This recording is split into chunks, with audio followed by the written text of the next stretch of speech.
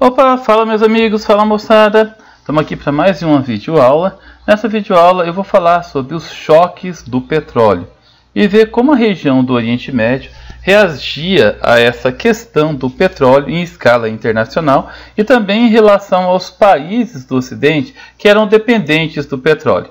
Então vamos lá, vamos começar entendendo um pouquinho sobre o contexto. O que foi esse choque do petróleo? Entende-se como choques do petróleo uma série de crises econômicas e comerciais de repercussão mundial, ocasionadas por determinados contextos ou conjunturas geopolíticas, envolvendo países detentores das maiores reservas de petróleo do mundo. É por isso que a gente está vendo lá a questão do Oriente Médio, porque tem uma relação direta com eles. Bom, então vamos ver por que o petróleo tem uma importância tão grande em escala internacional. O petróleo, também conhecido como ouro negro, é o motor da economia mundial e também o motor da globalização. A partir da segunda metade do século XIX, ou seja, a partir da segunda revolução industrial, o petróleo passa a ser o principal recurso energético do mundo. Além de combustível, ele também é responsável pela fabricação de vários produtos, como plástico, borracha e vários outros produtos que é importante para o mundo globalizado e industrial. Entretanto, é sempre bom lembrar que se trata de um recurso não renovável, ou seja, um dia ele vai acabar, por isso estão sempre procurando novos recursos para tentar substituir o petróleo. Até a década de 1960, cerca de 99% de toda a extração, refino e comércio do petróleo no mundo era controlada por essas empresas que vocês estão vendo aqui na imagem, que eram conhecidas como as 7 irmãs: a Esso, a Shell, a BP Company, a Mobil, a Chevron, a Gulf, a Texaco. Sendo que dessas empresas, 4 pertenciam aos Estados Unidos e 3 eram europeias. Os lucros para os países produtores eram muito baixos, o que gerava grande insatisfação. Com base nisso, em 1960, durante a década de 1960, foi formado a OPEP, a Organização dos Países Exportadores de Petróleo. Atualmente, os países que fazem parte da OPEP são a Argélia, Angola, Equador, Irã, Iraque, Kuwait, Líbia, Nigéria, Catar, Arábia Saudita, Emirados Árabes Unidos e Venezuela. A Indonésia se afastou do grupo em 2009, hoje não faz mais parte do grupo. Então ela foi criada na Conferência de Bagdá no dia 14 de setembro de 1960. A OPEP atua como um cartel legalizado dos principais exportadores de petróleo, controlando o volume de produção, com o objetivo de alcançar os melhores preços no mercado mundial, no mercado internacional. Cerca de 75% das reservas mundiais de petróleo estão localizadas nos países integrantes da OPEP. Por essa razão, é responsável por cerca da metade das exportações mundiais desse mineral. Por esses motivos, suas estratégias políticas de produção e estabelecimento de preços afetam diretamente a economia dos países importadores de petróleo, países que dependem do petróleo para a sua economia, como por exemplo os Estados Unidos. Vamos entender o que foi o primeiro grande choque do petróleo. Também conhecido como a crise de 73. Teve início em outubro de 1973, quando os membros da OPEP proclamaram um embargo petrolífero. O embargo foi direcionado às nações que eram vistas como apoiadoras de Israel durante a guerra do Yom Kippur. Até o final do embargo, em março de 1974, o preço do petróleo subiu de aproximadamente $3 por barril para cerca de $12 no mundo todo. Os preços nos Estados Unidos foram ainda maiores. Segundo o pessoal da OPEP, segundo a nação árabe, principalmente naquela região do Oriente Médio, Os Estados Unidos apoiou militarmente, belicamente, apoiou financeiramente Israel durante a guerra do Yom Kippur. Então, esse foi o principal motivo para o aumento do preço e também para os embargos, ou seja, por ter diminuído a oferta de petróleo para esses países. Bom, a crise e os Estados Unidos. Entre os motivos que justificaram tal decisão está a militarização das tropas israelenses promovida pelos Estados Unidos durante a guerra do Yom Kippur, como eu já tinha dito para vocês. E aqui um print, né, do jornal da época, né, falando sobre a questão da racionalização do petróleo. Vamos entender um pouquinho agora sobre o segundo grande choque do petróleo. O segundo choque ocorreu com o corte na venda e na distribuição do petróleo pelo segundo maior produtor mundial, o Irã, quando o Ayatollah Khomeini, esse camarada da foto, assumiu o poder, transformando o país em uma república islâmica.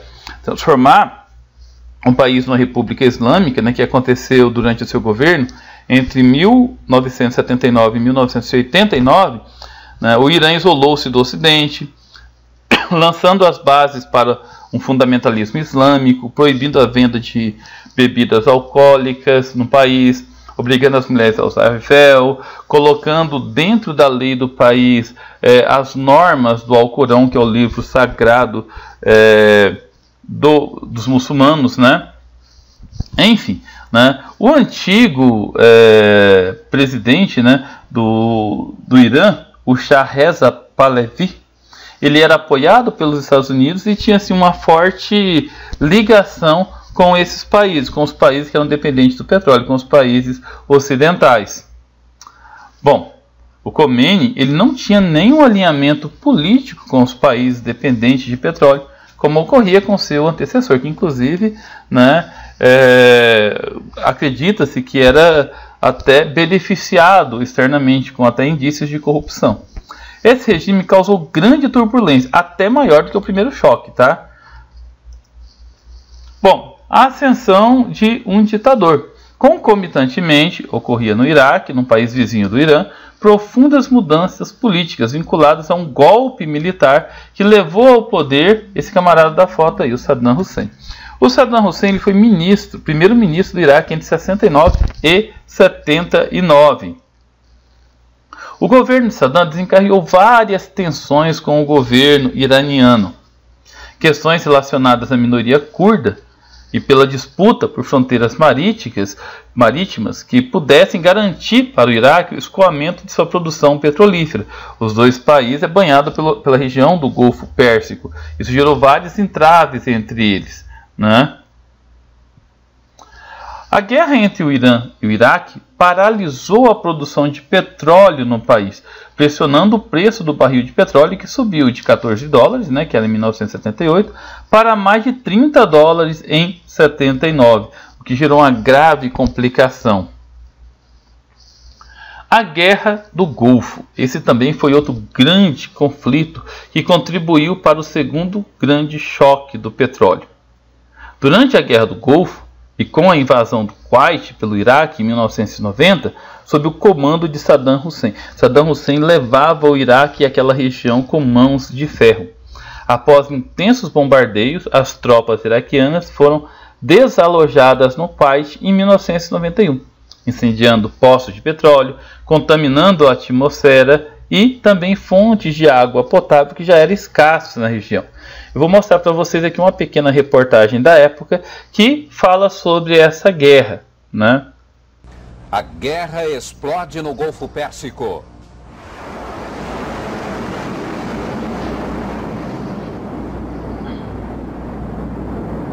A aviação aliada despeja uma chuva de bombas no Iraque na maior ofensiva aérea de todos os tempos. O Iraque transforma uma refinaria de petróleo da Arábia Saudita numa imensa fogueira no deserto. Os Estados Unidos exigem a rendição imediata de Saddam Hussein. O homem forte do Iraque chama o presidente dos Estados Unidos de demônio.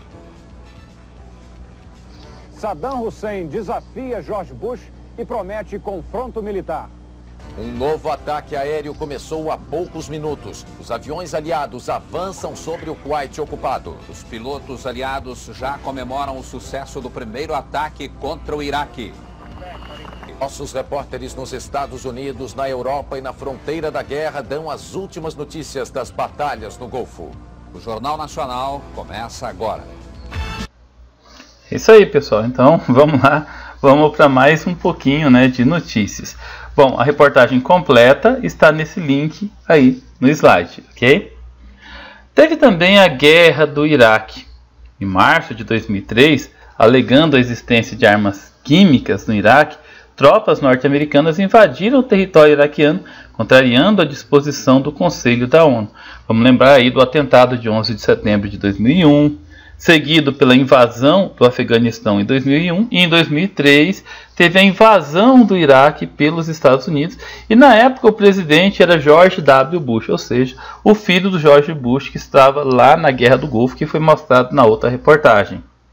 Apesar dos discursos infundados sobre as armas e também da restauração da democracia, alguns críticos viram nessa incursão uma estratégia de regulação dos preços dos barris de petróleo na região. Bom, aqui eu trouxe também uma pequena reportagem, né? Vou passar só um trecho para vocês sobre essa questão da guerra no Iraque, que foi filmado também em tempo real. A propósito, a Guerra do Golfo, questões sobre a Guerra do Golfo e pelo fato dela ter sido filmada em tempo real, já caiu em várias questões de vestibulares. A do Iraque também, pessoal. Então vamos analisar um pouquinho essa reportagem. Imagens ao vivo de Bagdá, 9 horas da noite, começou realmente a maior ofensiva aérea à capital do Iraque. Bombas explodem na capital iraquiana. As baterias antiaéreas tentam se defender, interceptar esses ataques. Ataques que estão sendo feitos além de mísseis Tomahawk com bombardeiros B-52. Mas você vê aí a fumaça já tomando conta do céu de Bagdá. Explosões muito fortes começaram a ser ouvidas. O ataque começou aproximadamente há 1 hora.